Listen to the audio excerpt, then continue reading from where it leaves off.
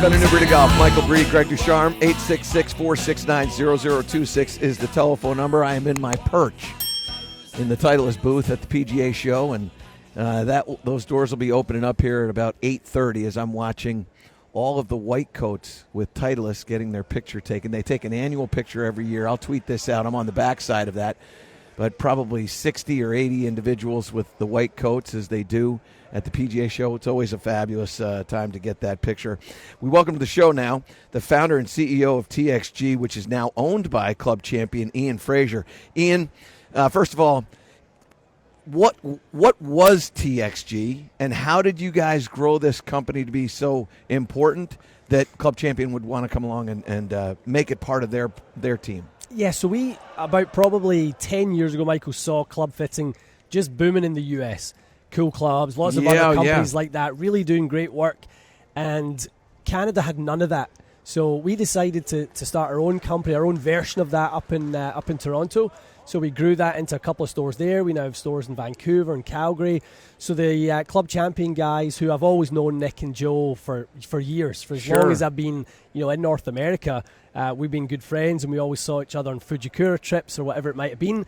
And I think as their sort of expansion in the US was starting to become more difficult, as many doors as we have now, it made sense to move into other territories. So we have UK stores, we have Australia stores, and obviously Canada. So the footprint of Club Champion continues to grow. Why is it important for you to be at the PGA Show? Yeah, I think it's the networking opportunities, Michael. It's we're obviously seeing a lot of the product now. So we've kind of tested most of the new product. So it's great just to be here to network with people like yourselves. All of our good friends here at Titleist down below. It was great to see Bob and Aaron and all the team yesterday. But I think as golf has had great times, there's a chance we're going to go through some tougher times. And as a industry, we have to stay more connected and work together to keep it strong. And helping people to play their best golf, which is exactly what we're talking about. Yeah. If you want a tour-level fitting experience, by the way, there's only one place to go. Club Champion, the Globe's top custom fitter, offers the best in the business.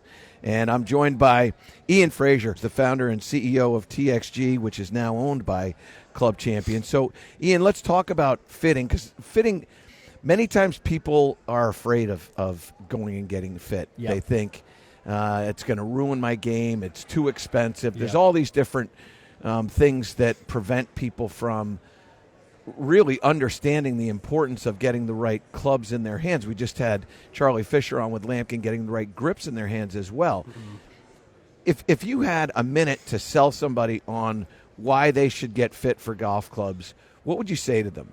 Well, I would tell people they can't afford not to do it.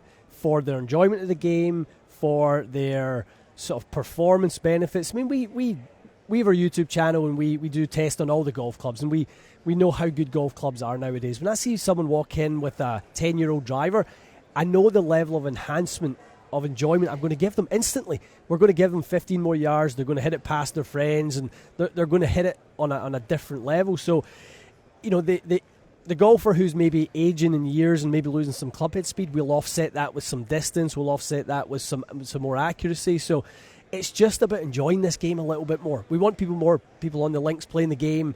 And if we can do that, play our part through equipment as you do through instruction, we're all part of the puzzle. We just want people to enjoy it and participate more. Let's talk about this word. You say accuracy. I say dispersion. It's the same thing. Most people understand accuracy better. But go down this path of dispersion, because I think distance is one thing, and we could sell distance all day long. But dispersion to me is it's a different game. Well, I mean, without getting too technical into it, when we start analyzing the golf swing in 3 dimensions, right? So when we start to get people to understand how their face-to-path relationship works and relative to their strike point, and all these things that we don't really explain during the fit because it is too much. We want them to enjoy the experience. But when we do all those things, the level of performance they're going to get out of their clubs is just on another level. So, dispersion is going to be one. They're going to, as we say, hit it more consistently. So half their shots won't fall short of the target when they try and hit it to a certain yardage. We're going to manage all that stuff for them. And we're going to do that in an ongoing relationship. That's the number one thing for us in our company is that we don't want to be a one-and-done relationship with you. We want you to come back, tweak the clubs you've got, and if there's something better, we want to make sure we have that relationship that we can let you know, listen, 400 or whatever it was that you had 5-7 years ago is now being surpassed a little bit. Come back. We've got TSR2 that's a similar level of forgiveness but hits it that much further, and that's the relationship we want to build. Similar to instruction, for years I was watching in admiration at how instructors built relationships with their core clients. No question. And club fitters never had that. And also club fitters never ever were known sort of, in that way. So people always knew who the top instructors were in the world. No one could tell you who the top club fitters were in the world. It's an amazing point. You're 100% right. In fact, Mark Timms, who's a friend of mine and a guy that I've known from back in Connecticut into the late 90s, he was one of those guys that really kind of got in there. And then, of course, what Nick has done with Club Champion is sort of the next level. Yeah. As you join this family of Club Champion, that obviously is something that means a lot to you. You now start talking about what your experience allows to help players play better. Wisdom, pursuit of the equipment is really important. Club shafts are changing all the time. Yeah. What are you doing to try to stay up with the wisdom and the knowledge of the club shafts? Is that why this is, being at the PGA Show, one of the big things for you? It's one of the most important things. We get a chance to see what the sort of manufacturers are thinking about. We get a chance to spend time with all of them while we're here. Yep. And there's significant trends. We've seen shafts get stiffer. Now we're starting to see them get a little bit softer. I was just down in Atlanta for the World Long Drive. All those guys are using super soft shafts now. Really? The longest hitters in the world are using shafts that we would deem senior or ladies flex. So this is a really interesting thing, and we're talking with Ian Fraser, who's the founder and CEO of TXG, which is now a part of the Club Champion family. Ian, it's interesting what they've been able to do with shafts, because I always grew up with, if it's whippy, it's got a ton of torque. Yep. But that's not necessarily the truth nowadays, is it? Well, you can't sort of decouple soft and torque. Very hard to be soft with low torque.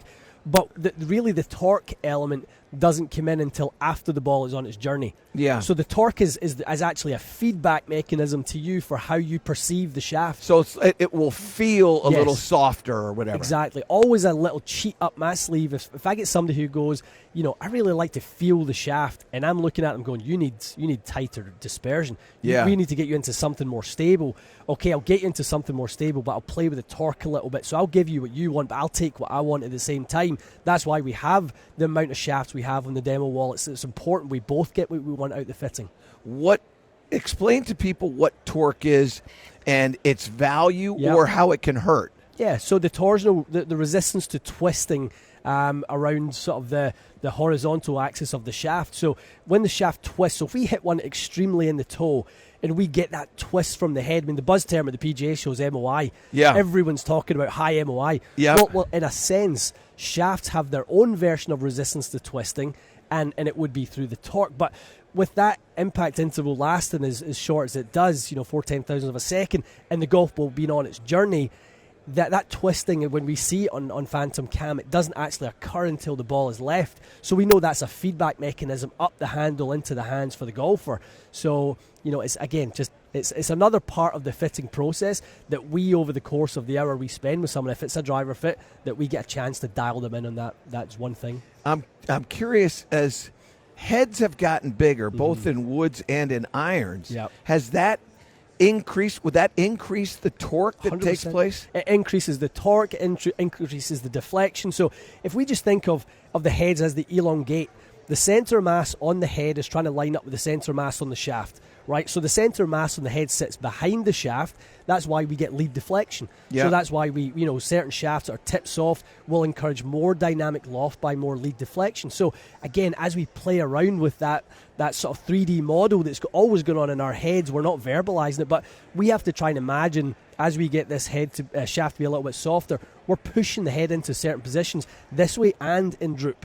So if we want to move strike up and down, I can get the head to droop a little bit more and move your strike up the head a touch more. Match up with the delivery to make sure that 3D model works. And matching up also, too, with the club itself, right? Absolutely. Yeah, that's an important part, just not the golf swing. But huge. And our bodies, our physical being, whatever we bring to it, whether it's a junior golfer and we see the toe up 11, 12 degrees and we want to try and manage that, whatever it is. So every golfer is different. It's always a unique set of challenges. So I have to ask this final question of you, Ian.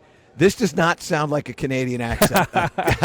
Where's this accent from? They shipped me in just for the accent, Michael. I grew up just outside Glasgow on the west coast of Scotland, just outside Loch Lomond. Yep. And how did you get to Canada? Just luck? Just luck. Yeah. I'd been doing it for a little while in Europe. Now, I've been working in the industry since about 2000. Yeah. I was working for TaylorMade, moved to Canada in 2011 to start a company there. An investment group brought me over from TaylorMade to start that company.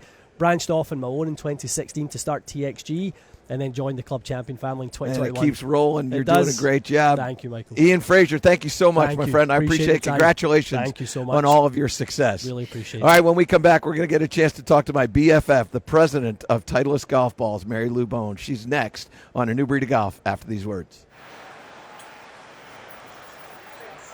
Really, good job. Pleasure to meet you. And you too. Pleasure to meet you. Absolutely.